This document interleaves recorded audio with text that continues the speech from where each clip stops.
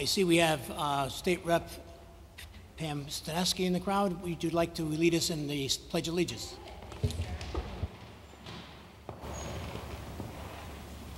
I pledge allegiance to the flag of the United States of America and to the republic for which it stands, one nation, under God, indivisible, and with liberty for all. Thank you. Thank you, Pam. Madam Secretary, will you please take the roll? Alderman Anderson? Present. Alderman Beer? Here. Alderman Casey? Here. Alderman Fontana? Here. Alderman Gurman? Here. Alderman Gennatasio? Here. Alderman Golden? Here. Alderman Hardiman? Here. Alderman Kubik? Alderman Shaw? Alderman Smith? Here. Alderman Stanford? Here. Alderman Vecchiarelli? Here. Alderman Vitro? Here. Alderman Vitale? Here. 15 present, Mr. Chair. Thank you, Madam Secretary. We do have a quorum. Next portion of the meeting is devoted to public comment. Statements are limited to the legislative functions of the Board of Aldermen. The time limit granted to each speaker shall be 3 minutes. Residents, taxpayers, and electors may address the board at this time. The board encourages speakers not to express derogatory, insensitive, or offensive statements or to engage in personal attacks against individuals. In order to allow everyone an opportunity to speak, I'd ask that everyone please limit their comments to 3 minutes. Anyone wishing to address the board at this time, please come to the podium. I guess we have nobody who wants to speak. Alrighty then. Alderman Vecchiarelli, agenda item number 3, consideration of minutes. Mr. Chairman, I move to approve the minutes of the regular meeting of the Board of Aldermen held March 3rd, 2015. Motion has been made and seconded. Any discussion? Hearing none, all in favor? Aye. Opposed? Motion passes unanimously.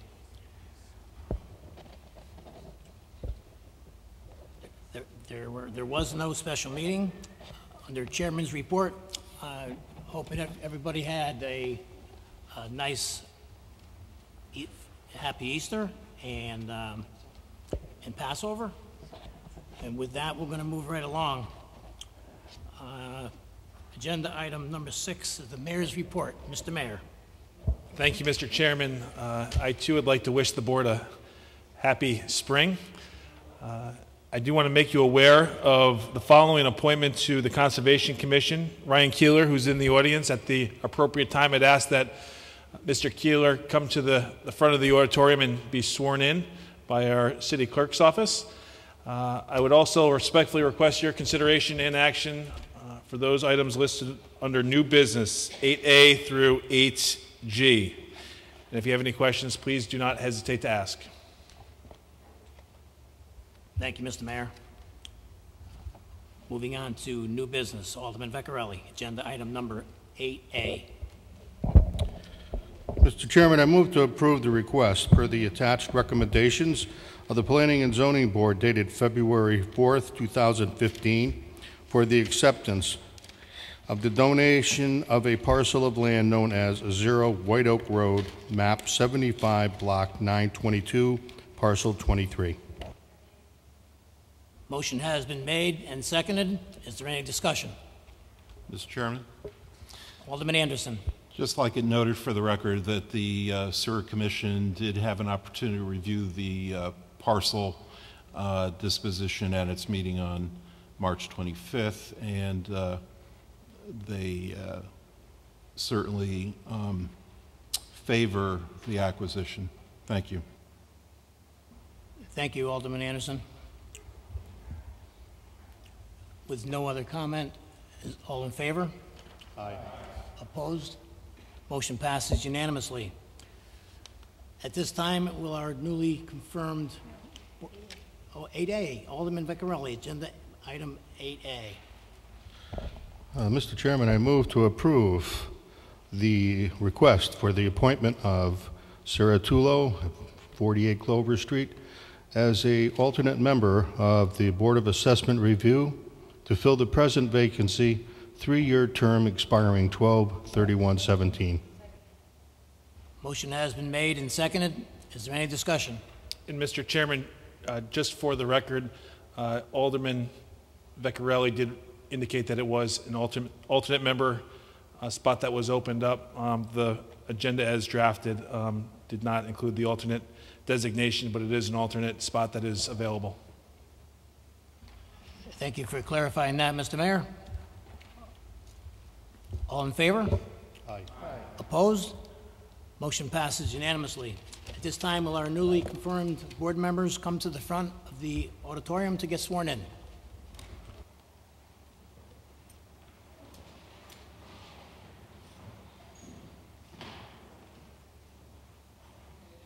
Do you solemnly swear or affirm that you'll faithfully discharge your duties according to law to your prospective board, to the best of your abilities, or under the pains and penalties for perjury or false statement? I do. Good luck. Thank you very much.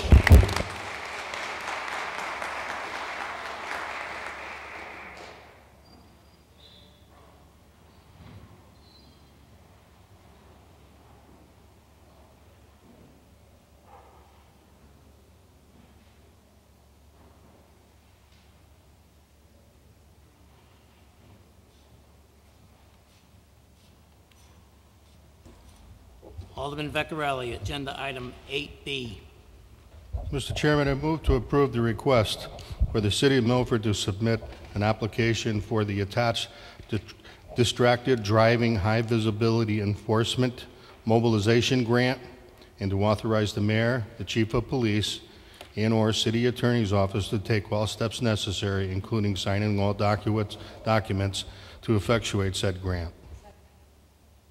Motion has been made and seconded. Is there any discussion? Alderman Giannattasio. Thank you, Mr. Chairman. Through you, I believe there's someone here from the police department that can answer a question. Captain Alexopoulos is here.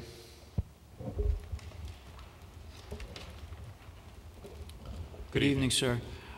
Once the grant is realized, my question is the citation.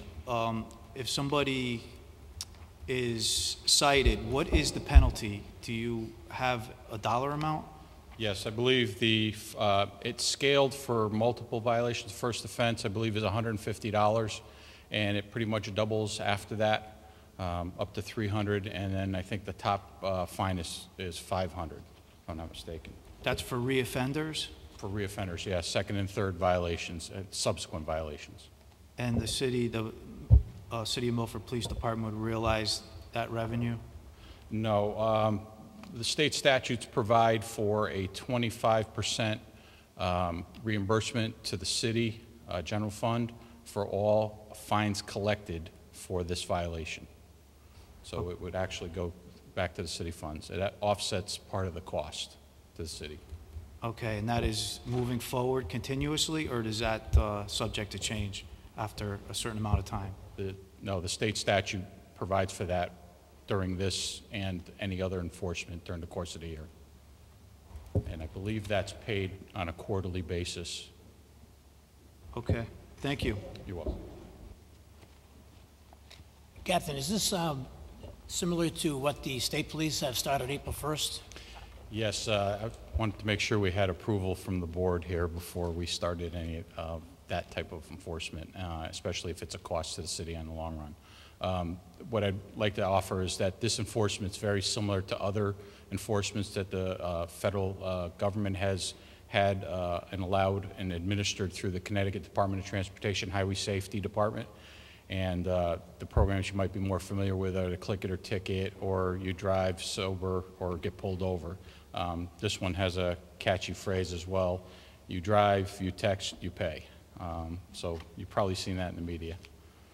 It's pretty important for the safety of people. There's been too many accidents, and now there's a lot of studies saying that it's more dangerous than, or as dangerous as drunk driving. So you know, I'm sure everybody's seen somebody distracted and not driving too well.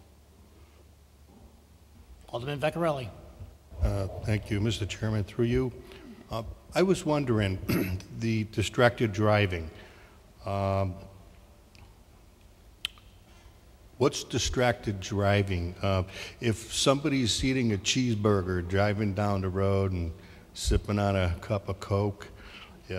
Maybe they're putting on lip balm, or, I mean, you know, what exactly, how much of a, you know, could you maybe help me out a little understanding it? This particular program is more focused on the use of the handheld cell phones and other devices of that nature, not so much somebody putting on their makeup or reading the paper, which I think we've also all seen. But what we're looking at is that there's a prevalence now where those devices have invaded everybody's lives, and it seems like they don't want to drive without touching those things or looking at them and texting in between, you know, driving and stopping at lights and so on. And it's getting pretty bad. If you go out there and look, they're focusing on that. So in answer to your question, it's not necessarily just distraction. It's distraction based on the use of these devices. I know the Bluetooth for your mobile phone, so that it's hands-free, but I see where people have these this stuck on the windshield, comes out and it holds the cell phone, and you know, so it's operating and they're talking back and forth, but it might be initially they're going to have to answer it or do something with the finger. But is that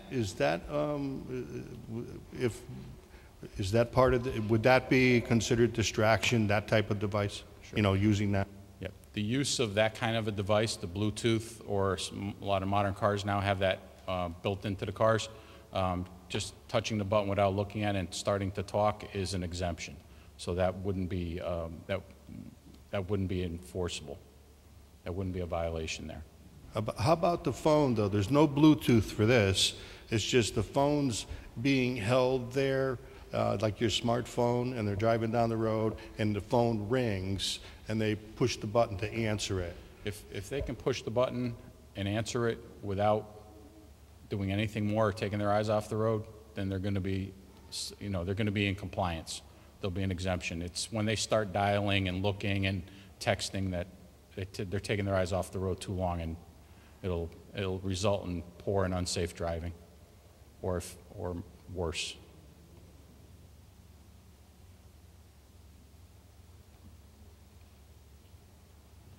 Alderman Vitale. Thank you, Mr. Chair, through you. Good evening, Captain. Good evening. So, help me to understand something. We're talking about distracted driving, and yet we're only focusing on iPhones.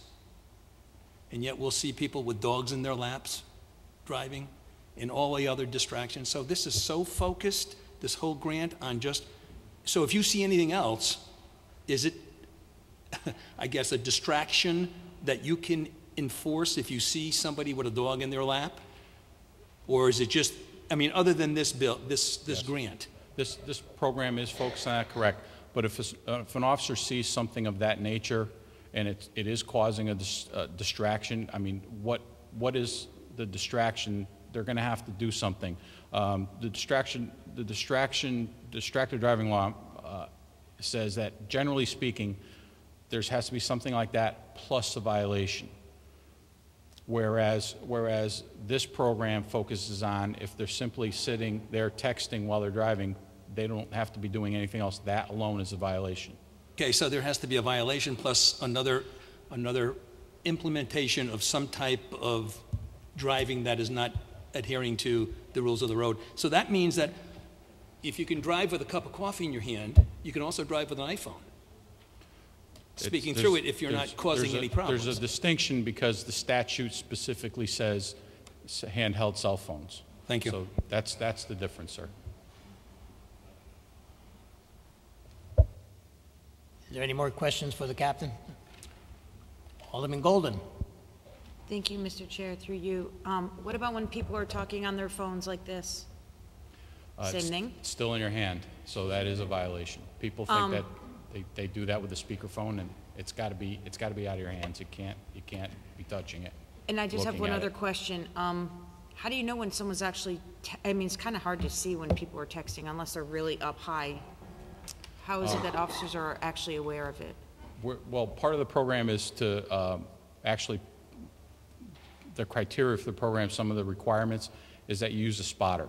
And we could use a spotter who isn't in uniform, who's standing on a corner. Daniel Street, for instance, he can go into Cafe Atlantique and have a perfect perch if he decided to do that.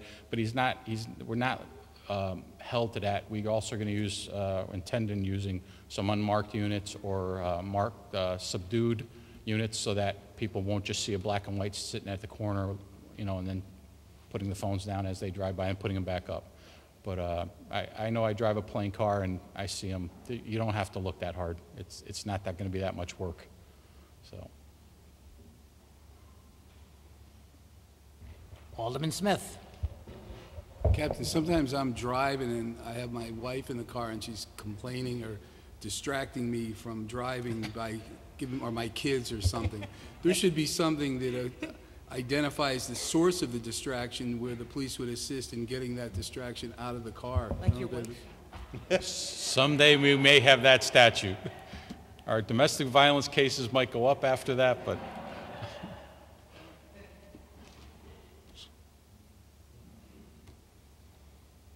Alderman Beer. No. One hand.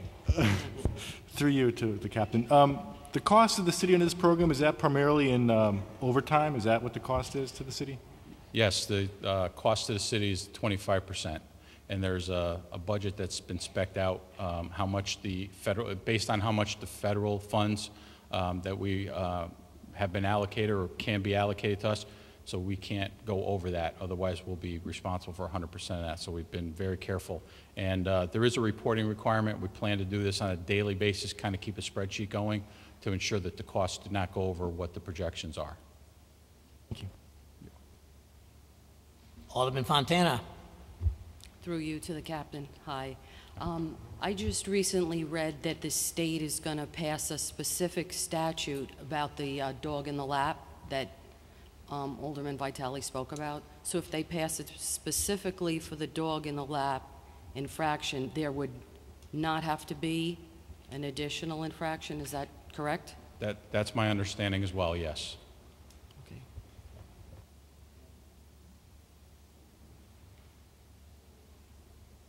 Any more questions for Captain? Hearing none. All in favor? Aye. Opposed? Motion passes unanimously. Thank you. Thank you. Alderman Vecchiarelli. Agenda item 8C. Mr. Chairman, I move to approve the request for the City of Milford to accept the attached 2015 JAG Violence Crime Prevention Grant and to authorize the Mayor, Chief of Police, and our City Attorney's Office to take all steps necessary, including signing all documents to effectuate said grant. Motion has been made and seconded. Is there any discussion? Alderman Giannattasio. Thank you, Mr. Chairman. Through you, if Captain Alexopoulos can come to the podium. In this grant, once it's realized, can you explain to the board how exactly this $26,000 is going to be spent? Sure. There's specific criteria and eligible expenses that are dictated by the federal grant providers.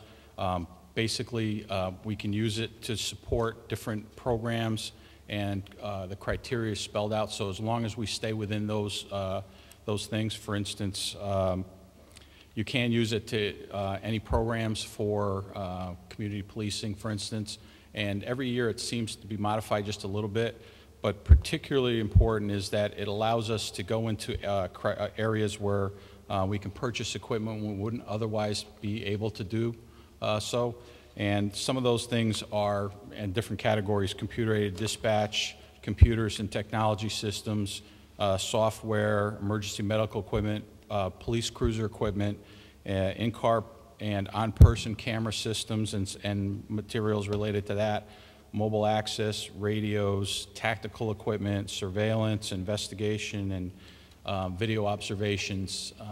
And their categories are sort of broad, but they have to be approved. So once we put in our request through this grant, they'll look at it and say, okay, those are approved expenses, to make sure we comply with those. So it's mostly for crime prevention.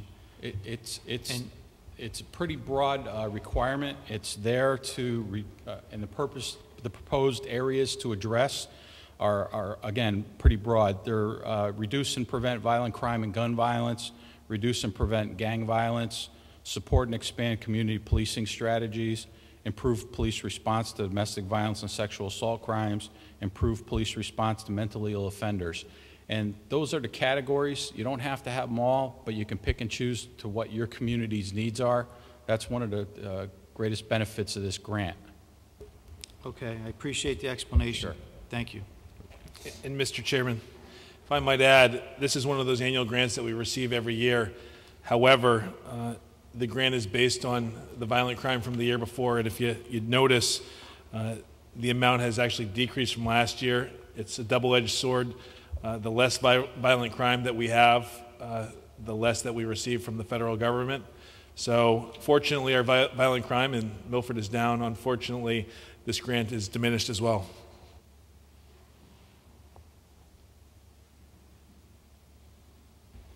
Any more questions for the captain? Seeing none, all in favor? Aye. Opposed? Motion passes unanimously. Thank you, Captain House.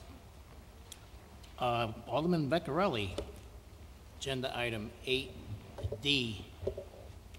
Mr. Chairman, I move to approve the request for the attached contract for independent employee benefits consulting for the City of Milford and the Milford Board of Education, and to authorize the Mayor, Human Resource Director, and the City Attorney's Office to take all steps necessary, including signing all documents to effectuate said agreement.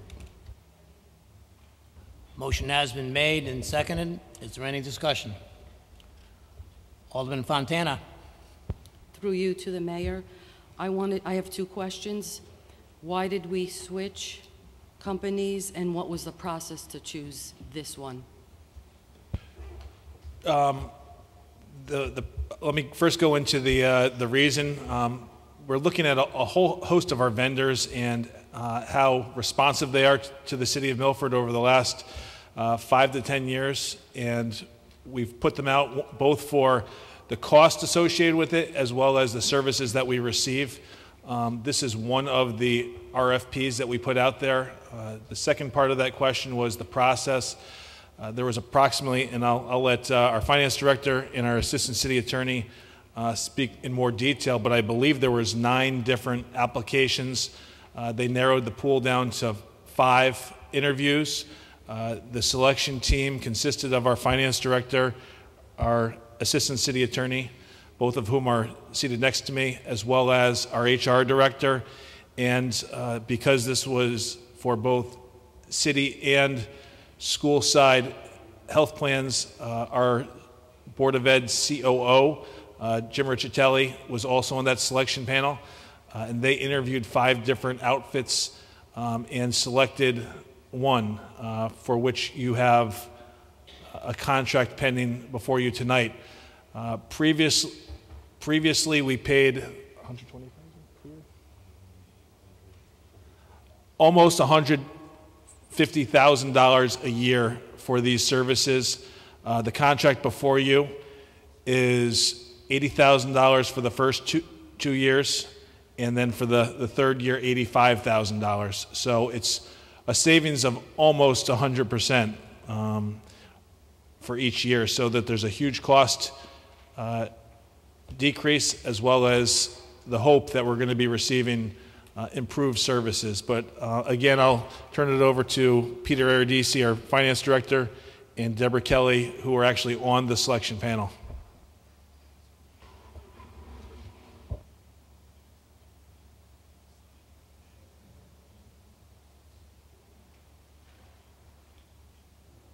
Alderman Gurman.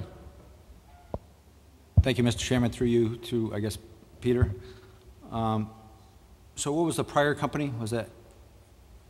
Through you, Mr. Chairman. The prior company was Aon Hewitt, okay, and we had them as our broker of record or healthcare consultant for at least the past 10 years. Okay, and I see you had it narrowed down to 6 or 7 final vendors. There was 2 that were less expensive, than the one you chose. What's the reason for that particular company? We didn't want to make the decision solely on price. We also wanted to look at an enhanced level of service, and also their reputation, their presence in especially the Connecticut market, and their years of expertise in dealing with not only Anthem Blue Cross, but with all the other major carriers. And after interviewing the 5 firms, the whole entire committee was unanimous in their opinion that Milliman clearly exceeded our expectations and really rose to the top of the list after those 5 interviews. And just a couple of follow-ups, I guess. Now, in our packet, there's no scope of work. I mean, I have no idea what they're going to be doing. Do they anticipate on saving us money? I know we're going to be paying them $80,000 a year, but do they anticipate savings? And if they do, how much? We don't have exact projections yet on savings, but they will work with the city and the Board of Education on all aspects of efforts on both sides, Board of Ed and city, in terms of saving on not only health care, but also dental and any other benefits that we may offer now or in the future.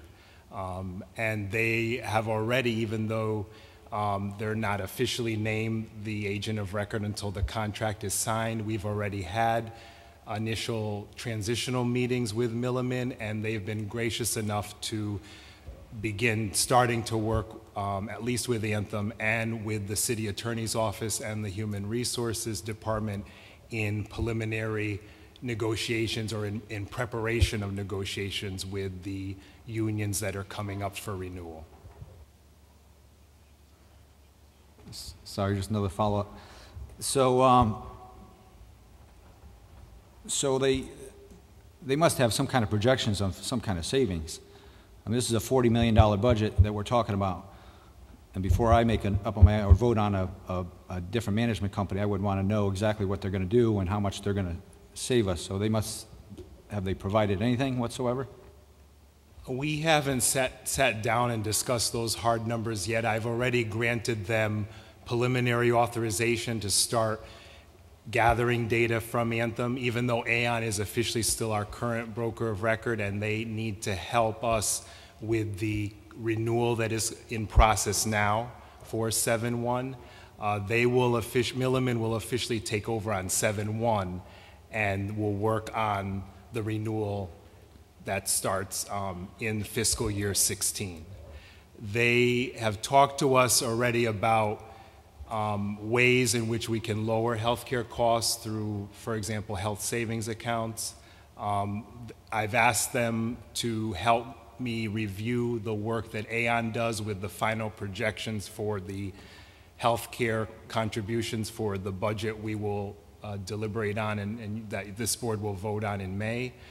So the wheels are already turning. They've already started work, but we have not sat down yet to really talk about exact dollar amounts of savings. But we've had general discussions about ways in which we can control costs and also ways in which they can work with Tanya Barnes and the wellness committee that's been established. They're very enthusiastic about joining that committee.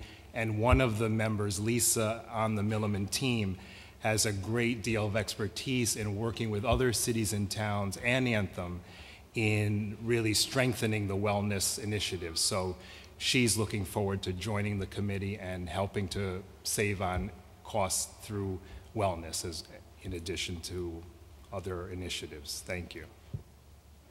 Alderman Vitale. Mr. Chair, through you to Peter. Peter, there are no definitive measures. We are paying $150,000 a year right now, as I understand it. The bids ran from $65,000 to $185,000 per year. And we're no RFP except the RFP that was done in 14. So I would have liked to have seen an RFP included in this so that we have some understanding on what we're going to be voting on tonight.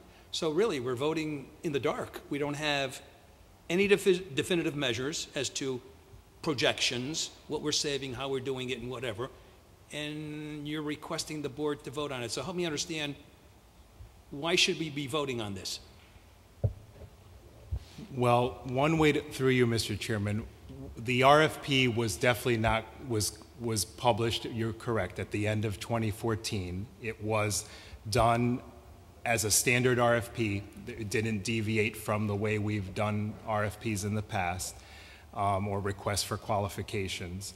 One way to look at it is that we have had this long-standing relationship with Aon Hewitt for at least 10 years. It predates my term as finance director, but I would gather that the relationship with Aon could be even greater than 15 years. So I do commend the city for finally saying, look, let's take a fresh look. We've been with Aon for so long. It's really time when we do I supported the RFP. I thought it was about time to really put it out there and look at other firms, especially those that do a lot of work with Connecticut cities and towns, which have a great reputation in not only among finance professionals, but with CASBO, with Connecticut PERLA, and the other labor organizations.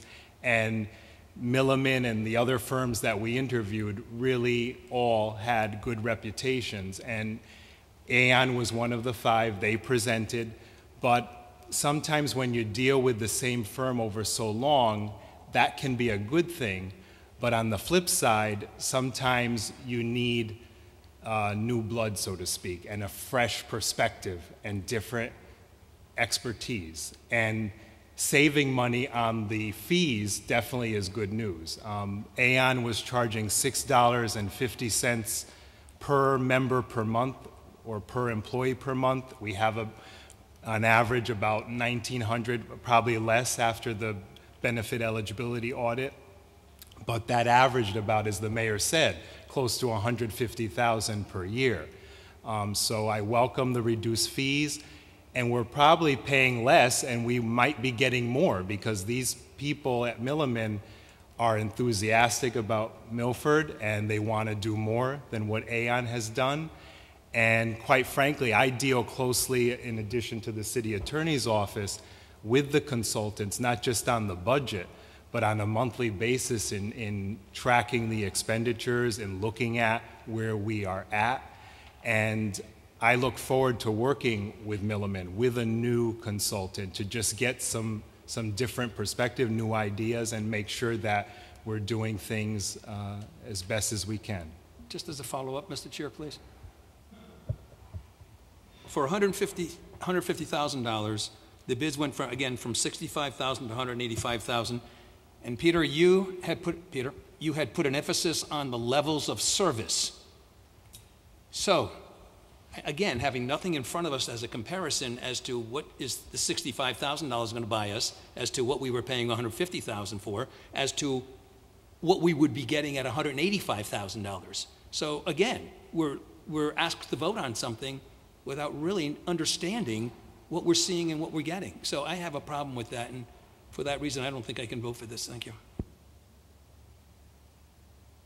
Alderman Shaw. Thank you, Chairman Vitro, through you. Just to make sure I'm clear on the top point, it was a unanimous decision in order to make this change on the belief that it would be better to manage the accounts and that there would be a cost saving, those two components? Through you, Mr. Chairman, yes, that's correct. It was unanimous. Thank you. Alderman Gurman. Thank you, Mr. Chairman. Through you to Peter again. So again, I'm concerned with the scope of work. Will they be handling all the pharmacy benefits as well? Because that's a huge portion of this $40 million budget. Through you, Mr. Chairman, yes, they would be handling all aspects of the health insurance fund. As you can imagine, the cost is upwards of close to $40 million a year. That includes not only health insurance, dental.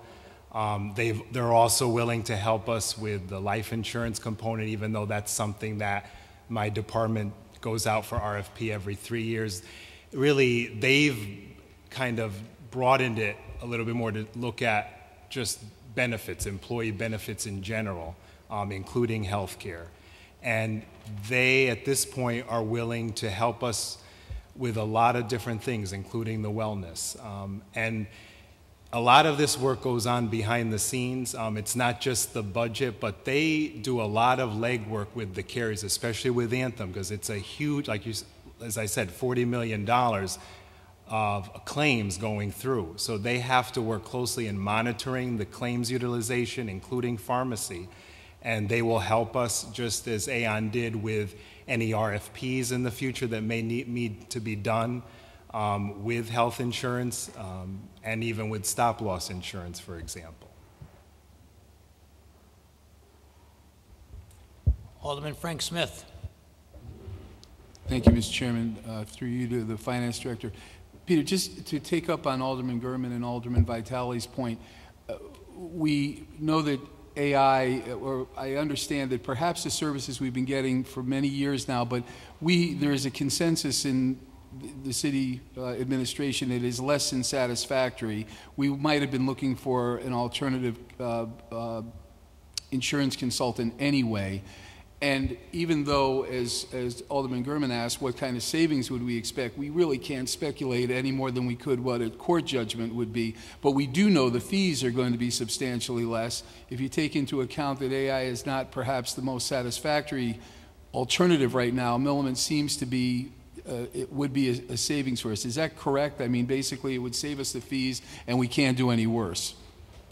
Through you, Mr. Chairman, yes. I mean, I hate to be frank here, but it's almost a no-brainer, because every major employer, large, small, mid-size, especially large employers like the city of Milford, for example, it is standard to have what's called an agent of record or broker of record when you offer health insurance.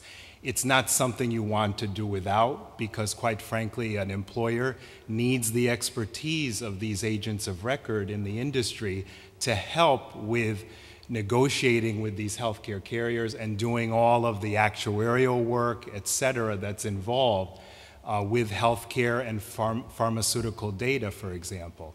And so we need to have an agent of record. So we can certainly stay with Aon, but why should we pay so much more, and seeing that we can pay less for greater levels of service? And like I said, a fresh perspective, considering we've had Aon for, I'm estimating 10 to 15. I mean, if we really dug into the archives, it could go upwards of 20 years.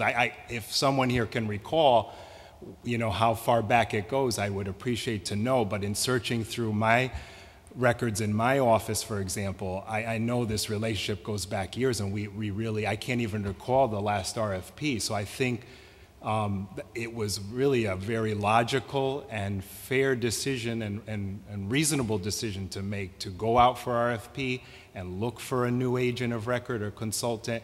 And it's really wonderful that they came down on the price. It really will save the city close to $200,000 over 3 years.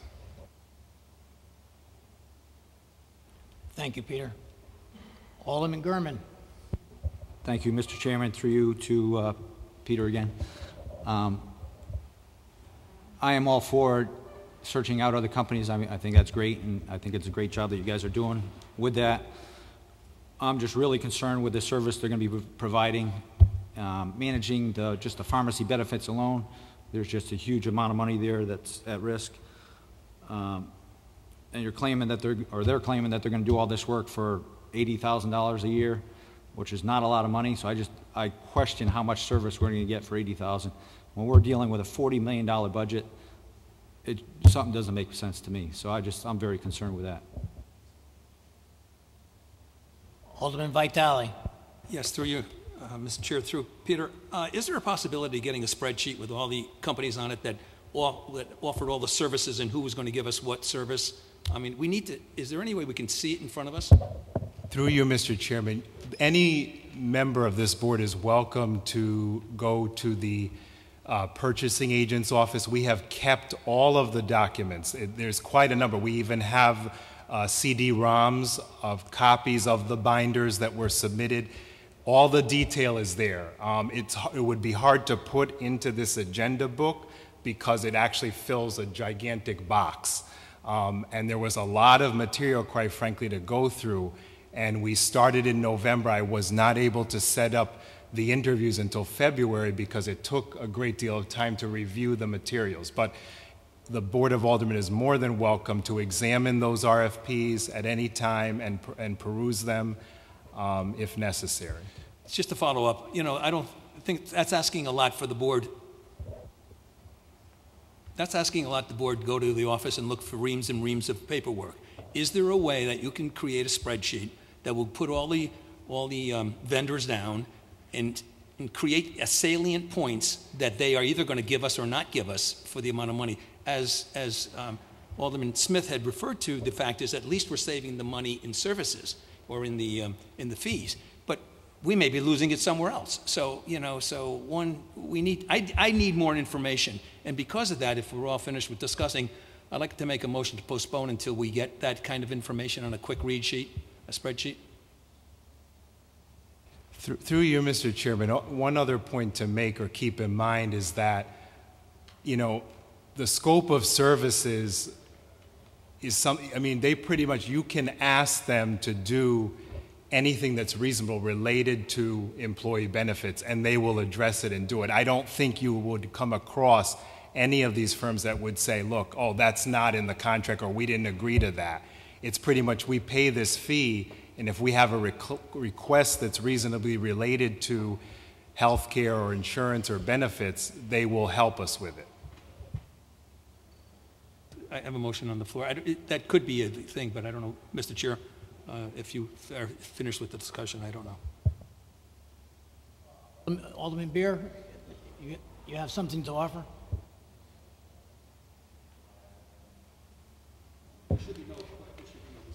I'll second Alderman. I didn't hear there was no second, so that's why I'm addressing Alderman Beer. I'll second Alderman Vitale's motion for postponement. Okay, there's a motion and a second to postpone the motion. Any discussion on the motion? All in favor? Opposed? No. Roll call vote. Madam Secretary. Thank you. Alderman Anderson? No. Alderman Beer? Yes. Alderman Casey? Yes. Alderman Fontana? Yes. Alderman Gurman? Yes. Alderman Gennatasio? Yes. Alderman Golden? Alderman Hardiman? Alderman Kubik? Alderman Shaw? Alderman Smith? Alderman Stanford? Alderman Beccarelli? Alderman Vitro? Alderman Vitale?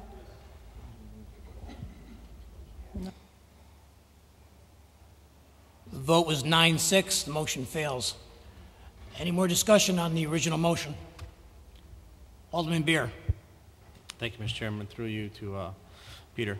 So through the interview process, I guess I'm going to assume that all of these firms were going to offer the same service, and then you interviewed them to see which one you felt most comfortable with, which you feel is going to provide, you know, based on the same scope of services, which is going to provide it the best to the city of Milford. And based on that interview and their specific qualifications, you picked this particular company. Now, do they have, obviously, experience in dealing with other cities and with Anthem? Through you, Mr. Chairman, yes. The list of their Connecticut clients is very long. They include cities and towns like Manchester, Mansfield, Waterbury, Board of Education in Stratford, and the list goes on and on, not just in Connecticut, but also New England, and Milliman also has a national footprint as well. But the way you characterize it, I would say yes, you're exactly right. The scope of services would be almost identical among all of the 5 firms that were interviewed. And that's why it's also called an RFQ, a request for qualifications, because you want to look at their qualifications, you want to meet them in person and look at their communication skills and your level of comfort in dealing with them. And that's part of it as well, besides the dollars and cents. Thank you. Just one quick follow-up. Now, based on this $80,000 per year, that's a flat rate. They're going to provide all the services that they say they can provide, and we're going to hold them to a high standard, and there's no add-on services or anything like that they can bill in addition to the $80,000? Through you, Mr. Chairman, it would be rare to have any add-on services, and as finance director, if that topic were to be broached, I mean, it was something we'd be carefully looked at and almost frowned upon, as we want to see that we get only what we want and more and stick to the 80,000. The beauty of this agreement, yes, is that it is a flat fee, whereas with Aon, they were charging $650 per member per month. So if our membership were to increase, we would, theoretically pay more. The commissions would fluctuate on a monthly basis. Alderman Casey.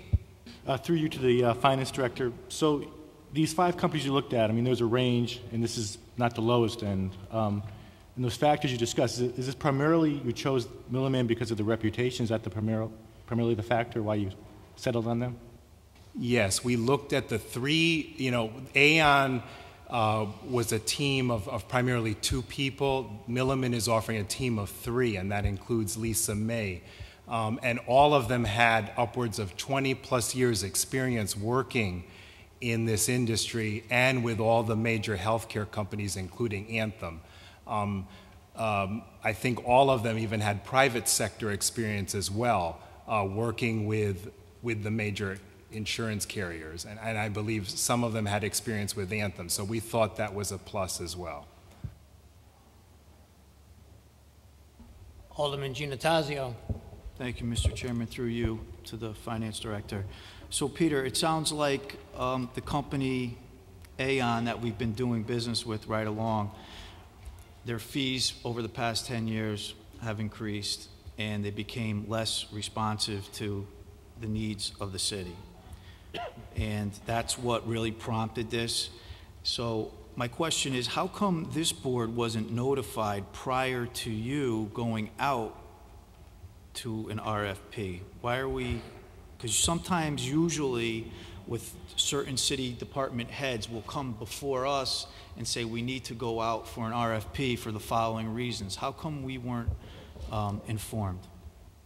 Through you, Mr. Chairman, and I'll also defer to the Assistant City Attorney who is to my left, but from my understanding, I believe because it was professional services or consulting services, that falls under a special umbrella, if you will, where the users or the particular department heads, like my department, like the City Attorney's Office and the Human Resources Office, we have some degree of latitude in not only being part of the selection, but also in going out, making the decision to go out for RFP.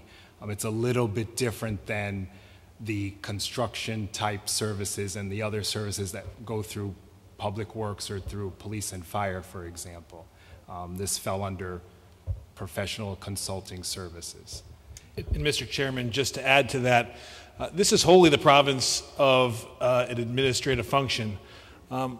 The CEO of the municipality is actually charged with identifying the agent of record or the broker of record. And the only reason why this is before the Board of Aldermen is because it is committing the city to a 3-year contract. We could go on a pay-as-you-go basis, for example. We could select this particular broker, and it would not require aldermanic approval. The reason why it's before your board is because we are committed to a 3-year contract because we do get a better rate, and that's how we structured the RFP. I understand that by charter, you don't necessarily need to come before this board, but I think when it comes to the health and well-being of our city employees, I think that that's paramount, and it would have been a nice gesture knowing that we were looking into someone or something else different. I'm not opposed to doing that. But I am concerned because it is less money and you're asking someone to be more responsive and paying less for that service. So I am skeptical. And we saw firsthand when Mayor Blake took office, he entertained Cigna over Anthem Blue Cross. And the justification was it was just as good or better. Well, based on the information we have before us this evening, ladies and gentlemen, I don't know if this is just as good or better. So I have to commend my colleagues for seeing the importance of this by postponing it. And with that being said, I think we should reconsider that, but the motion failed, and based on the information that I'm hearing, it just isn't enough for me to intelligently vote on something based on a company not being responsive. I haven't heard any examples of why they haven't been responsive. All I'm hearing is it's less money. But we all know when we, through experience, when we're dealing with less money, we, at the end of the day, get less of a service or less of a policy, so to speak. So for those reasons, I can't support this. Thank you.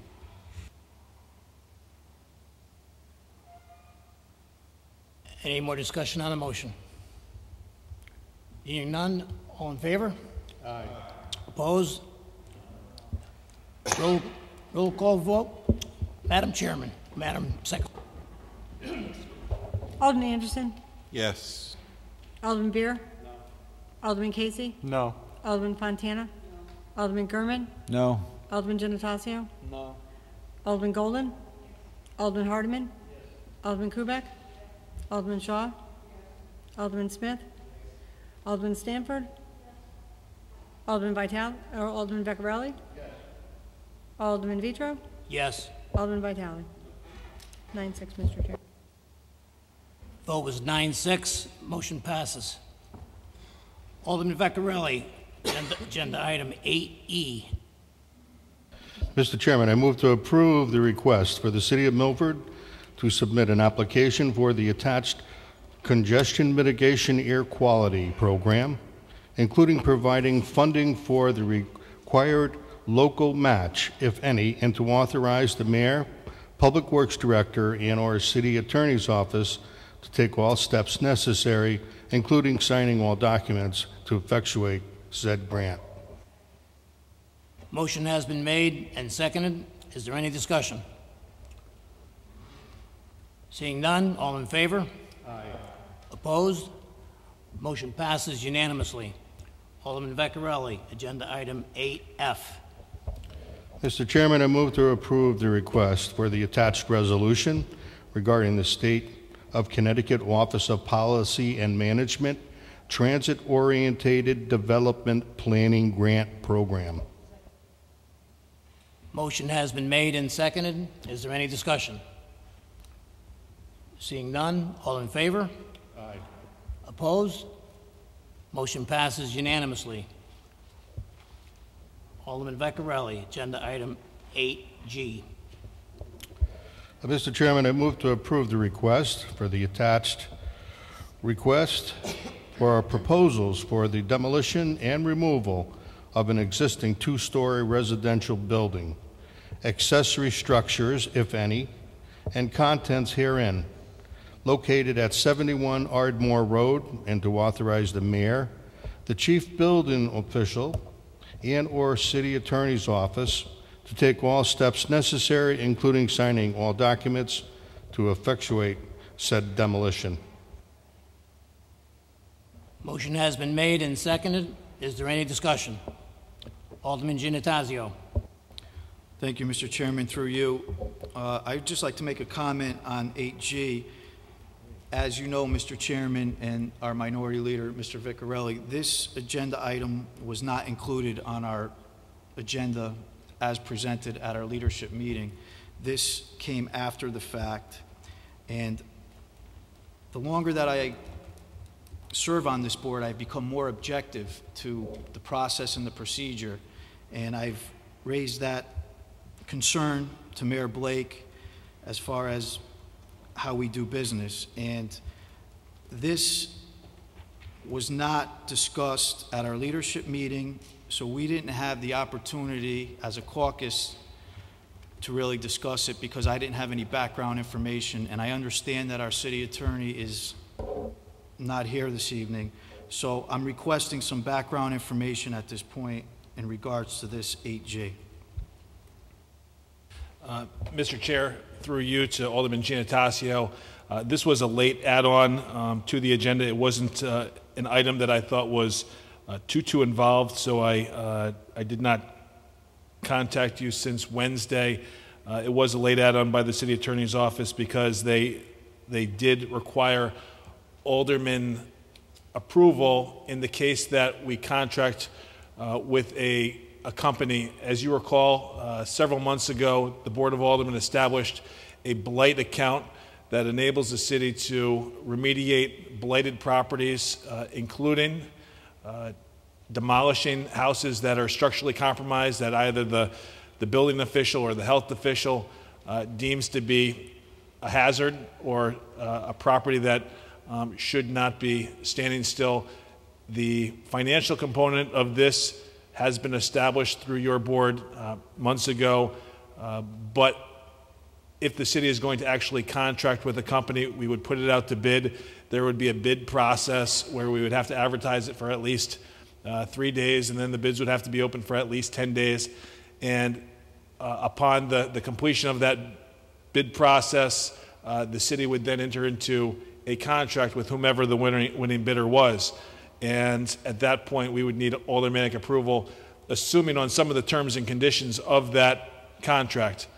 If it does commit the city to any type of potential liability with the contractor who would be demolishing this building. This is a building, this is actually a residential structure that was taken through foreclosure. It was a tax foreclosure, and the city presently owns this structure. We need to take it down because it is a liability.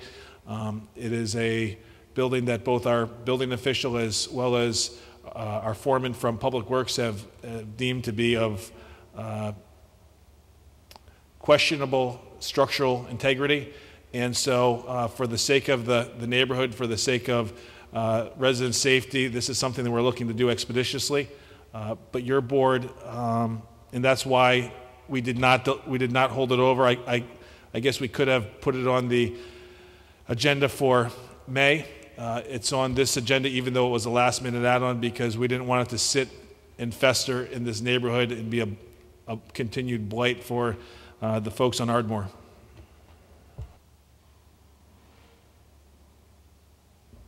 Alderman Beer. Thank you, Mr. Chairman, through you to the mayor. So once this structure is demolished and the land sits, does this go off to auction or something? What happens to the land? How do we get reimbursed for the costs that we're putting into this property? Our lien on the land record would continue. Any type of work that we do that's associated with the demolition would also be part of the lien. We would put it out for a public auction, similar to the auction that is coming up in the next month or so for Bittersweet. That was a house that we didn't take through a tax foreclosure, but a blight foreclosure. So we do have auctions periodically. We've had one, a similar one that we've actually taken down the house and then put out for an auction within the last couple of years. So these happen periodically, and we have been recouping the money through the liens that we place onto the property. Since your board has established this account, we've had several different blight liens that we have recouped and are actually going to be able to pay for the work that that's associated with this particular demolition. Alderman Vitale. Mr. Chair, through you to the mayor. After having said all that, I'm still not clear. The fact is that Public Works is going to demolish? Is that? No, we're going to put it out to bid. I didn't understand. You said it, and then I got lost somewhere and didn't know whether Public Works are going to put it out to bid. So blight, the money that comes out of the blight fund also covers the foreclosure because it was blight, was determined blight after or before, or how does that work? Even though this is a blighted property, And even though this property is questionable from a structural integrity standpoint, this was not a property that we foreclosed on because of a blight lien. It's a property that was foreclosed upon because of a tax lien, unpaid taxes. Thank you. Is there any more questions pertaining to the motion? Seeing none, all in favor? Aye. Opposed? Motion passes unanimously. Thank you, Mr. Mayor, for clarifying that for us. Agenda item number 9, there is no new business. Moving on to budget memo transfers. Alderman Vecchiarelli, agenda item number 10A. Mr. Chairman, I move to approve the consideration of budget memo transfer number 7 and number 8, funds 10 FY15. Motion has been made and seconded. Is there any discussion? Seeing none. Oh, Alderman Anderson.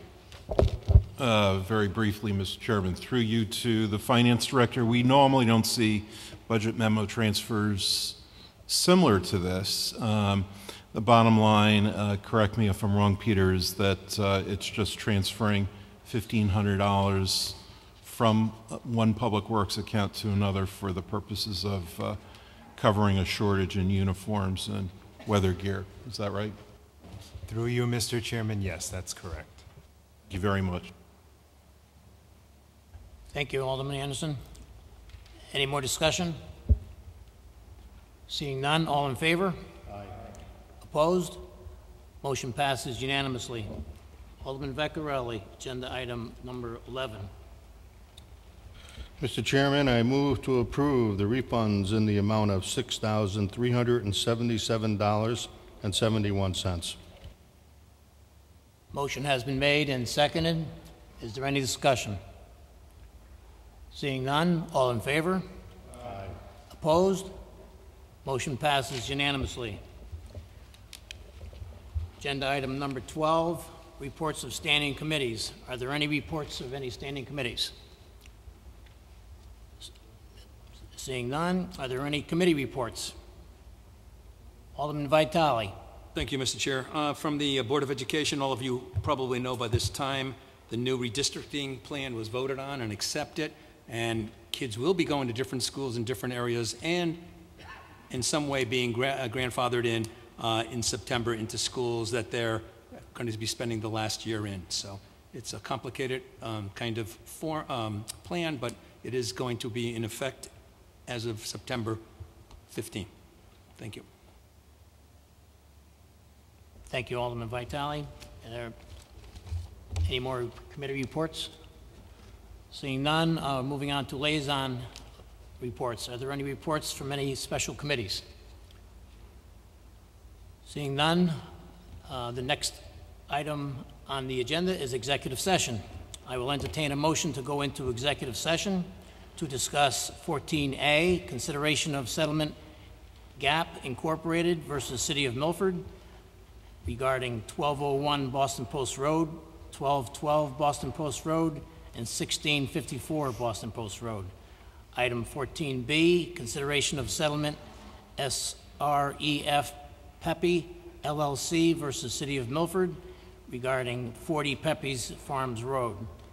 And item number 14C, consideration of settlement Stephen Berglass versus City of Milford regarding 203 Kings Highway. Joining us in executive session for items 14A through C will be the Mayor, Assistant City Attorney Deborah Kelly, and City Assessor Dan Thomas. Is there a motion? So moved, Mr. Chairman. All in favor? Aye. Opposed? We're in executive session.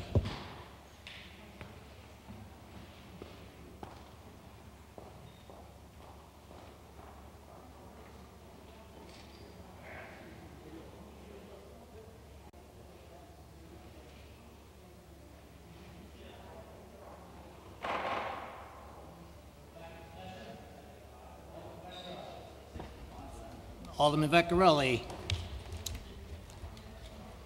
14A. 14A. Mr. Chairman, I make a motion to authorize the city to accept consideration of settlement of GAP, Inc. versus City of Milford regarding 1201 Boston Post Road, 1212 Boston Post Road, and 1654 Boston Post Road, in accordance with the recommendations of the city assessor and the assistant city attorney as discussed in executive session.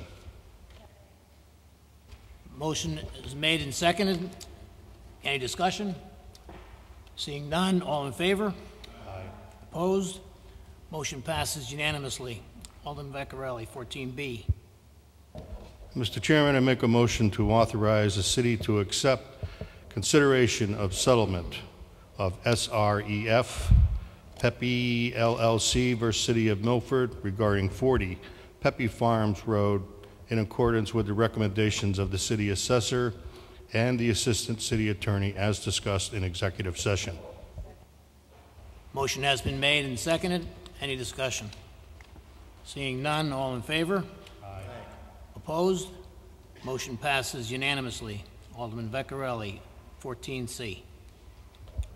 Mr. Chairman, I make a motion to authorize the city to accept consideration of settlement of Stephen Berglass versus City of Milford regarding 203 Kings Highway in accordance with the recommendations of the city assessor and assistant city attorney as discussed in executive session. Motion has been made and seconded. Any discussion? Seeing none, all in favor? Aye. Opposed? Motion passes unanimously. Is there a motion to adjourn? So moved, Mr. Chairman. Motion is made and seconded to adjourn. All in favor? Aye. Opposed? Meeting adjourned. Thank you, ladies and gentlemen. Thank you, Bonnie. Okay. Thank you, Kathy. Watch the game.